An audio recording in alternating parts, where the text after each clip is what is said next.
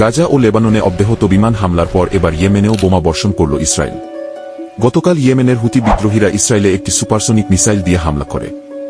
এরপরই ইসরায়েলের হুতিদের বিরুদ্ধে এই অ্যাকশন। এর মাধ্যমে জাতিসংঘে নেতানিয়াহুর দেওয়া হুমকি সত্য হল যে পৃথিবীর কোনো অঞ্চল নেই যেখানে ইসরায়েল যেতে পারবে না। এরই মধ্যে ইসরায়েলি প্রধানমন্ত্রী নেতানিয়াহুর একটি ভাষণ নিয়ে হচ্ছে তোলপাড়। নেতানিয়াহু টুইটারে দেওয়া এক ভাষণে ইরানের নাগরিকদের উদ্দেশ্যে একটি বার্তা দেন। সেই বার্তায় তিনি বলেন, এতদিন আমরা ইরানের লিডারের সাথে কথা বলেছি। আজ আমি ইরানের নাগরিকদের কিছু বলতে চাই।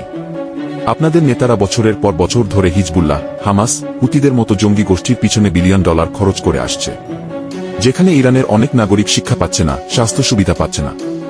সত্যিকার অর্থে ইরানের এই নেতারা আপনাদের নিয়ে কিছু চিন্তা করে না, কিন্তু আমরা করি। আমি চাই ইসরায়েল আর পার্সিয়ান নাগরিকদের মধ্যে আগের মতোই সুসম্পর্ক হোক, ব্যবসা বাণিজ্য হোক, দুই অঞ্চলের মানুষের জীবনমান উন্নত হোক। তার এই ভাষণে ইরানিদের প্রতি সরকার উৎখাতের ইঙ্গিত ছিল কিনা সেটাই এখন দেখবার বিষয়।